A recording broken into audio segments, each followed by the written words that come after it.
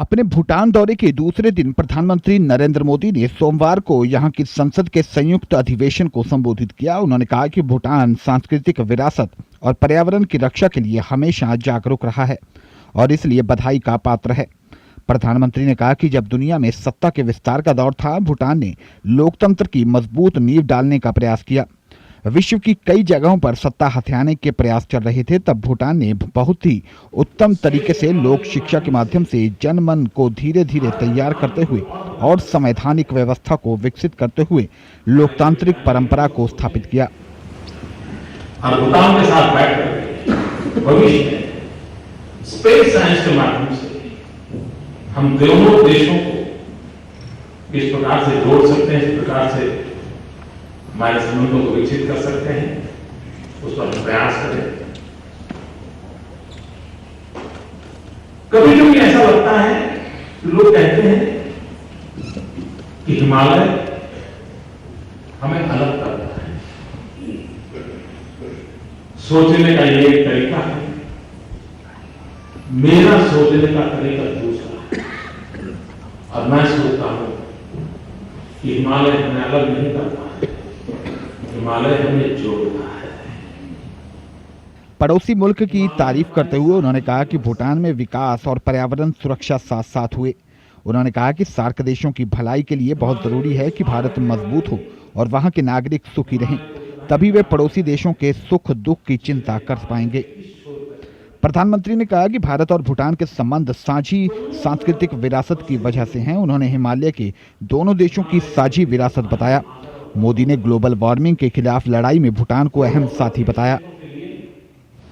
हिमालय एक शक्ति का स्रोत बना हुआ है।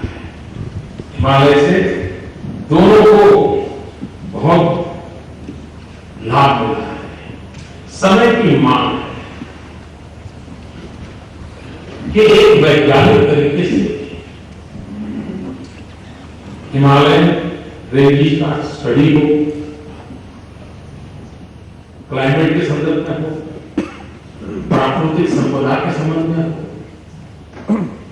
उस विरासत का आने वाली पीढ़ी के लिए कैसे उपयोग किया जा सके, भारत ने आने वाले दिनों में सोचा है। मोदी ने बताया कि हमने भूटान के लिए ई-लाइब्रेरी बनाने का फैसला किया है। उन्होंने कहा कि भूटान में शिक्षा को तकनीक से जोड़ना जरूरी है ताकि शिक्षा तकनीक को और आधुनिक बनाया जा सके। प्रधानमंत्री ने कहा कि अंतरिक्ष विज्ञान के क्षेत्र में और काम की संभावना है। टूरिज्म जिसकी जोड़ने की ताकत है और भूटान जिसने टूरिस्टों को आकर्षित करने की प्राकृतिक संपदा है,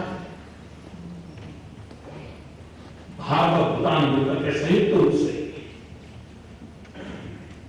विश्व के टूरिस्टों को आकर्षित करने के लिए एक होलिस्टिक अप्रोच लेकर के योजना बना सकते हैं।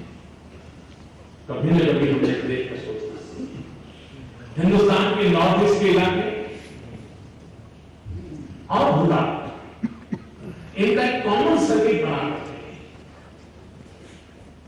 एक पैकेज टूर प्रोग्राम बना करके इस हिमालयन रेंजेस के प्रति विश्व के लोगों को कैसे आकर्षित किया जा सके।